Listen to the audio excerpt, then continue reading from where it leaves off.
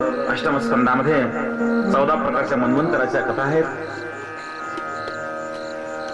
त्यानंतर प्रसंग आहे मंथनाचा. समुद्र मंथनाचा प्रसंग का आला?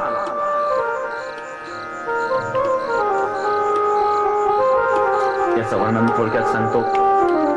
हा सुंदर प्रसंग आहे. एक दिवस दुर्वास ऋषी स्वर्गामध्ये आले आणि एक हार इंद्राला अर्पण केला. त्या इंद्राने तो हार घेतला आणि हत्तीच्या अंगावर फेकला. हत्तीने तो सोंडीत धरून आपल्या पायाखाली तुळवला. दुर्वासाला क्रोध आला. दुर्वासाने शाप दिला, इंद्रा तू दरिद्री होशील. उन्मत्त झालास ना. सत्तेच्या बळावर मनुष्य उन्मत्त होतो. साधूलाही काही समजत नाही. दरिद्री होशील असा शाप दिल्यानंतर इंद्र दरिद्री झाला आणि त्याचा फायदा दानवांनी घेतला. दानवांच्या स्वाधीनं आणि स्वर्ग गेला. देवला घाबरले. भगवंतांनी सांगितलं देवतांना, जेव्हा शत्रू आपल्यापेक्षा बलवान असेल ना, तेव्हा शत्रूशी युद्ध करू नये. समेट केला पाहिजे. त्याकरता तुम्हाला एक मार्ग सांगतो मी तुम्हाला.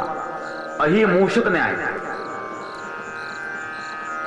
अहिमूषक न्याय म्हणजे काय? अहिमूषक, मूषक म्हणजे उंदीर, अहि म्हणजे सर्प.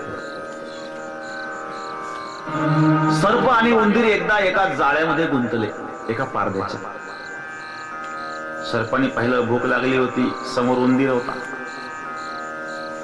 एवढा उंदीर खाल्ला तर आपली आताची भूक भागेल, पण आपण गुंतून राहू.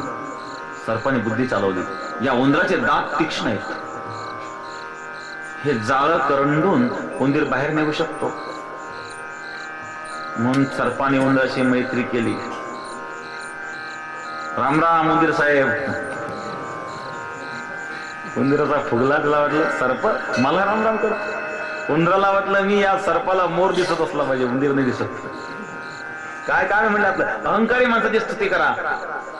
अहंकारी माणसाला प्रसन्न करायचं असेल तर त्याची स्तुती करा, खूप प्रसन्न. लोभी माणसाला प्रसन्न करायचं असेल तर त्याला काहीतरी द्या, लगेच प्रसन्न.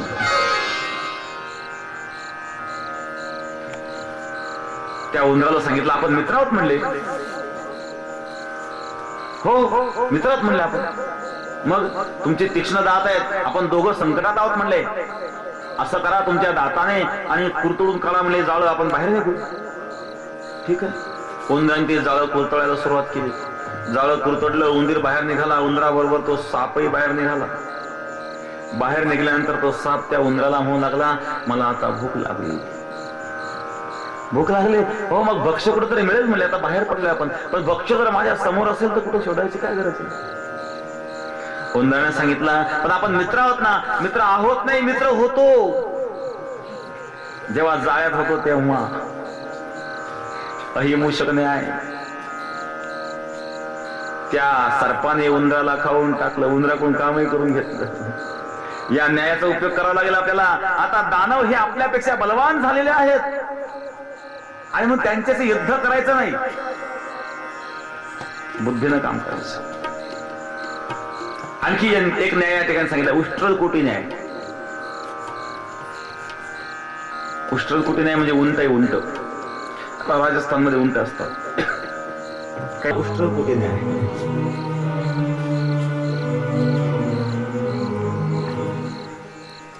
आणि म्हणून सर्व देवता दानवांकडे गेलेत आणि दानवांना मोठेपणा देऊन आणि समुद्र मंथन केलं.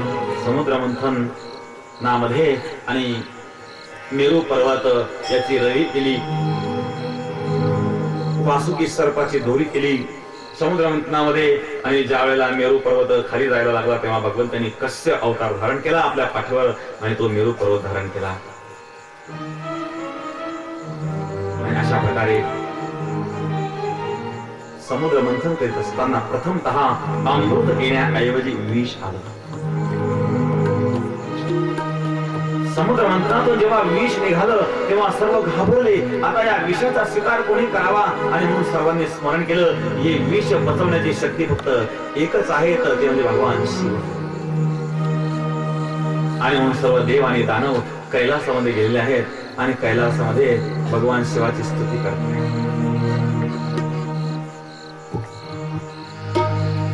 सृष्टी तांडव रचयिता सर्वसृष्टी तांडव रचयिता तांडव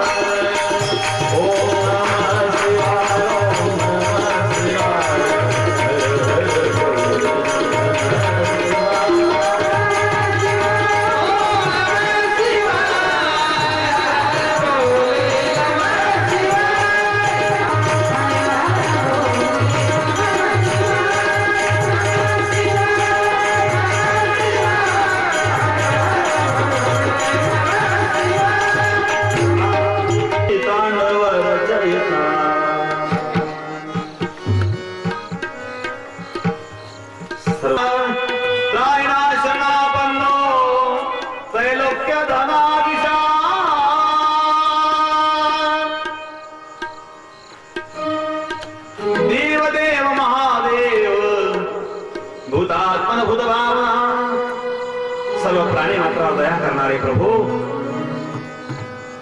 त्राहिणा शरणापन्न त्रैलोक्य धनाविषाद हे विष हलाहल तांडवं तनोतु शिव शिव जटा जटाः संभ्रमन्धं विलोललोचे विल्लरी विराजमान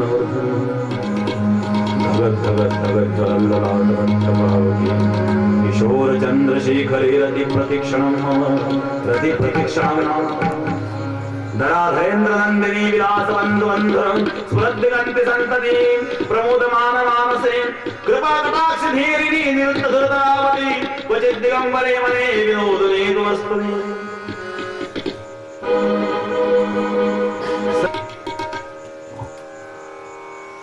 समाधीस्थ असणारे भगवान शिव डोळे उघडले पाहताय तर सर्व देव दानव कैलासात हात जोडून उभे भगवान शिवाची स्तुती करतात देवतांनो दानव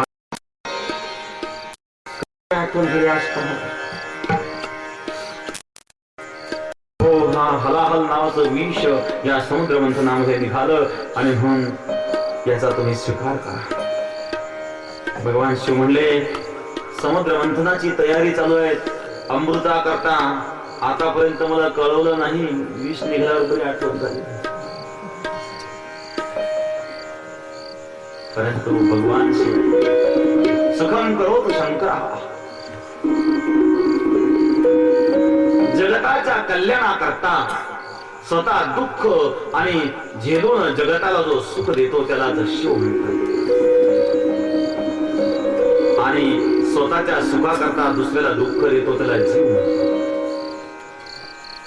दुसऱ्याच्या सुखाकरता स्वतः दुःख घेतो त्याला शिव म्हणतात स्वतःच्या सुखाकरता दुसऱ्याला दुःख देतो त्याला जीव म्हणतात हा जीवात आणि शिवात हा शिर ज्ञान गंगा चंद्रमा ब्रह्मज्योती ललाटहा